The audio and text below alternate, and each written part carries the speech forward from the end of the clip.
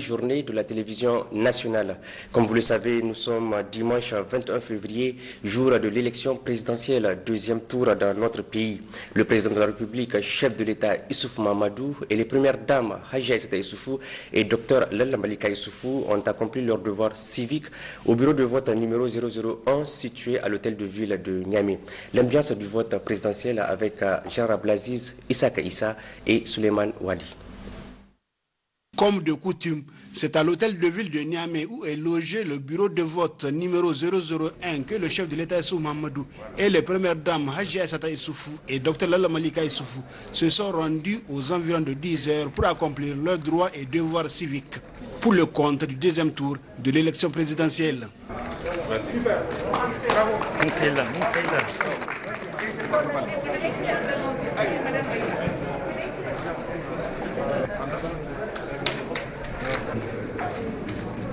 C'est un grand jour pour le président de la République qui est sur le point de réaliser la toute première alternance politique au Niger qu'il souhaite pacifique. Le Niger est confronté à des défis immenses. Défis sécuritaires, défis démographiques, défis climatiques, défis du développement économique et social, y compris d'ailleurs le défi immédiat, sanitaire, que constitue la Covid-19. Je suis convaincu que pour faire face à ces défis, il nous faut des institutions démocratiques fortes et stables. Construire ces institutions a toujours fait partie de mes priorités.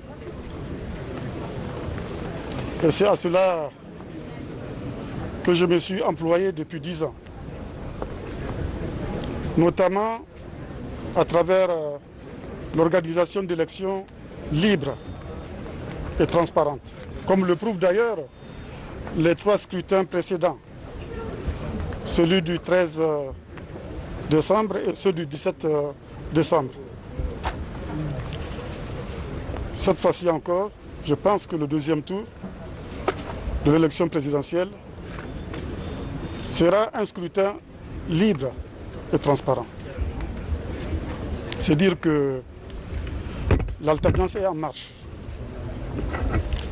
L'alternance pacifique qui a manqué au Niger depuis des décennies va se réaliser. Et je suis fier d'être le premier président démocratiquement élu de notre histoire à pouvoir passer le relais à un autre président démocratiquement élu. C'est un événement majeur dans la vie politique de notre pays. Et je suis fier aussi que les Nigériens en soient les artisans. Grâce à leur maturité politique, le Niger est classé en bonne place dans le concert des pays démocratiques. Bien sûr, je ne peux pas ne pas profiter de votre question pour féliciter la CENI pour l'excellent travail abattu jusqu'ici et pour l'encourager afin que ce deuxième tour se termine bien, afin que ce deuxième tour s'organise conformément aux normes démocratiques internationales. L'élection présidentielle deuxième tour de ce dimanche 21 février a suscité un grand engouement chez les observateurs et les médias venus massivement de divers horizons pour suivre et couvrir l'événement. Et puis auparavant, dès l'avant-veille, le président de la Commission électorale nationale indépendante CENI a animé une conférence de presse pour assurer que toutes les dispositions techniques ont été prises afin de réussir l'organisation de ce scrutin. Les détails dans ce reportage de Ali Issaka.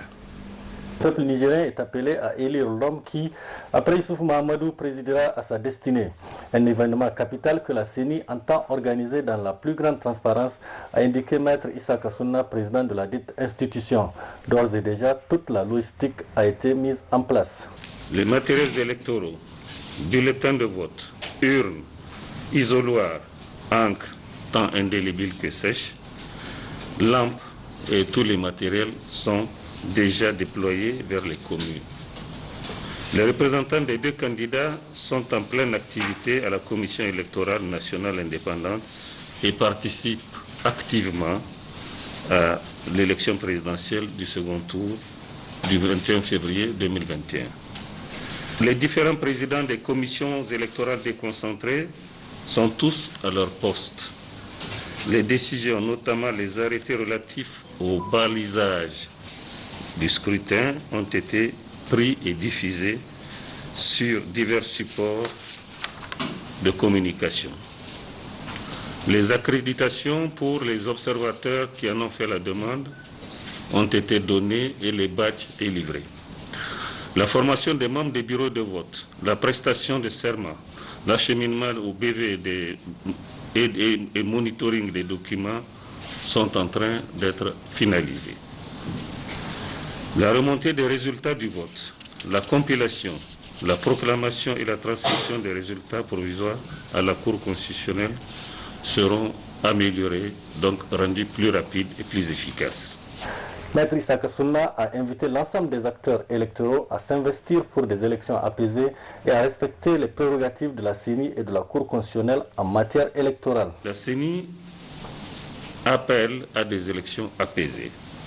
Les médias, les réseaux sociaux et plusieurs autres supports ont été mis à contribution. La CENI souhaite que ces différents supports vont continuer de lancer et d'entretenir l'appel à la sérénité et à l'organisation d'élections pacifiques. Nous voulons faire savoir que c'est à la CENI que revient le monopole de la proclamation des résultats provisoires. Nous disons que c'est à la Cour constitutionnelle que revient le monopole de la validation de ces résultats. Nous voulons dire que les citoyens conservent le monopole de l'exercice du contentieux et des voies de recours et des requêtes qui concernent leur désaccord avec les résultats. Nous ne souhaitons pas que des contestations violentes soient exprimées dans la mesure où les contestations normales, légales, régulières peuvent être exercées. Le président de la CENI a ensuite répondu aux questions de la presse, questions essentiellement basées sur les mesures prises pour parer à toute éventuelle fraude et la sécurisation des bureaux de vote. Ce fut ensuite au tour du directeur technique de prendre la parole pour faire une projection sur les produits technologiques que la CENI a mis à la disposition des électeurs. Une ligne 4546 a été ouverte, une application Android CENI Niger téléchargeable sur Play Store a été conçue et le site web rénové afin que les citoyens puissent consulter les informations électorales les concernant et suivre en temps réel les résultats provisoires du second tour de l'élection présidentielle.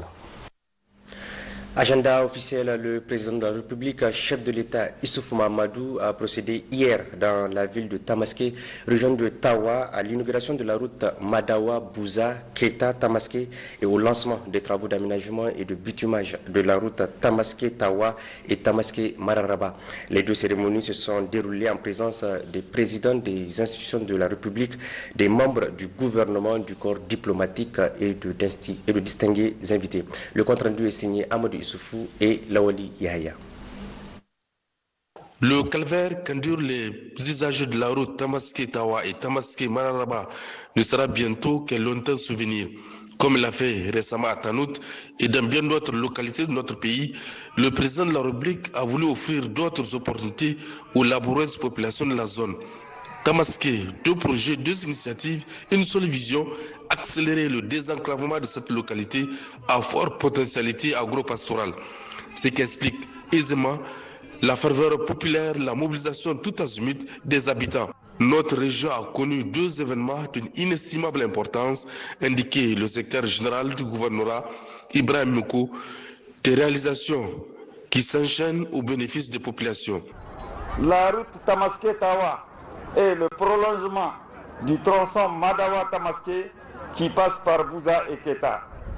Pour toutes les populations de ces départements, les réalisations faites et en cours constituent une bouffée d'oxygène qui vient relancer plusieurs secteurs de leur vie. En effet, les transports, tant de biens que de personnes, se trouvent désormais facilités en quantité et en qualité. C'est dire que ces tronçons qui vont désormais désenclaver la commune de Kalfou contribueront à booster de façon significative l'économie de la région. Au-delà, ce sont les conditions de vie des populations qui se trouveraient améliorées, un axe prioritaire du programme de renaissance de son Excellence Alaji Issoufou Mahamadou, président de la République, chef de l'État. Le représentant de la BAD au Niger a également évoqué les multiples retombées de cette voie avant de faire le point des investissements de son institution dans notre pays. Excellence, l'ambition des investissements et chantiers réalisés par le Niger sous votre présidence traduit votre grande vision qui fait du développement des infrastructures un axe majeur de votre programme de renaissance. Grâce à votre volonté politique infaillible et votre action résolue à relever tous les défis en rapport avec le développement accéléré de votre pays et l'épanouissement de ses populations, le Niger a accompli des résultats impressionnants dans la matérialisation de son développement infrastructurel. Grâce à cet important programme d'investissement dans les infrastructures, le Niger a été au cours de la décennie écoulée l'une des économies les plus dynamiques du continent, malgré un environnement difficile. Monsieur le Président, nous sommes tous impressionnés par le progrès significatif réalisé par le Niger sous votre leadership inspiré. Nous sommes également convaincus que le peuple nigérien et tout particulièrement les populations de Tawa et de Tamaské reconnaîtront et salueront la réussite de vos actions de développement et votre détermination totale à tenir vos promesses. Vous nous permettrez de nous répéter ici encore, Excellence, votre détermination de bâtisseur infatigable, portée par une capacité à traduire dans la réalité votre vision ambitieuse pour le Niger et à tenir vos engagements resteront une référence sur le continent. Désenclavement, échanges commerciaux, amélioration des conditions de vie des populations, le ministre de l'équipement par intérim a rappelé l'esprit managérial du président Issoufou Mahamadou. Cette route longue de 65 km, dont 35 km sur l'axe Tamaské-Tawa et 30 km sur l'axe Tamaské-Mararaba, est constituée d'une chaussée revêtue bicouche avec une largeur de 7 mètres à ras campagne, 8 mètres à la traversée des agglomérations et des accotements revêtus de 1,5 m de chaque côté. Outre la réalisation d'une route bitumée moderne, des infrastructures socio-économiques connexes vont être mises à la disposition des populations. Il s'agira entre autres de l'éclairage solaire, des forages, des hangars de marché, des magasins de stockage, des salles de classe, des dispensaires, des latrines sensibles au genre. De plus, les femmes et les jeunes vont bénéficier d'activités de renforcement de leurs capacités économiques afin de réduire leur vulnérabilité et de renforcer leur résilience face aux chocs multiples et d'impacts divers. Le coût global de ces projets s'élève à environ 23,6 milliards, essentiellement financés par la Banque africaine de développement. C'est le lieu de souligner que la Banque africaine de développement n'est pas à sa première intervention dans le domaine routier de la région de Tawa. En effet, le tronçon bitumé Tamaské-Mararaba fait partie de la route Madawa-Tawa qui avait bénéficié déjà du financement de la banque dans le cadre du projet de route hybride Akoro et Madawa-Tawa. Cela témoigne d'un appui constant et consistant de la Banque africaine de développement au secteur du transport. Excellence, Monsieur le Président de la République, la série des actes que vous posez dans le cadre de ces projets matérialise la mise en œuvre de l'axe 6 du programme de renaissance qui concerne le développement des infrastructures énergétiques et des communications. Ces infrastructures qui viennent d'être lancées et inaugurées prouvent votre ambition de créer les conditions de l'émergence de notre économie et le développement de notre pays.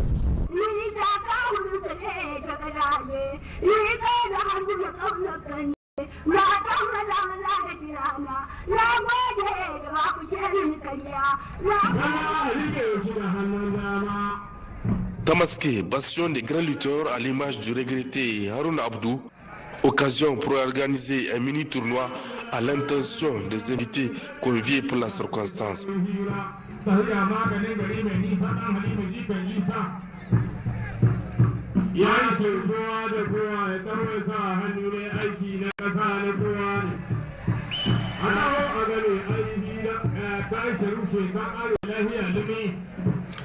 Deux autres temps forts ont marqué la fin de la cérémonie. La coupure symbolique de ruban pour l'inauguration de la route Madawa-Bouza-Keta-Tamaské, suivi du dévoilement de deux plaques qui renseignent sur l'inauguration et le lancement des travaux d'aménagement et de bitumage de la route Tamaské-Tawa et Tamaské-Mararaba.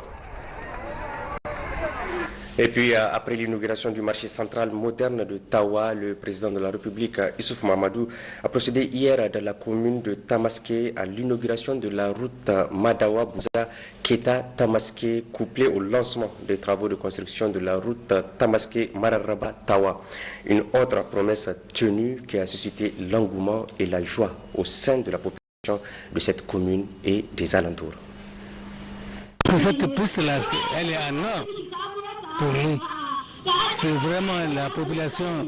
Vous ne pouvez même pas montrer combien la population est contente. Elle est vraiment satisfaite. Et elle remercie vraiment Mahamadou Issoufou pour ce joyeux cadeau.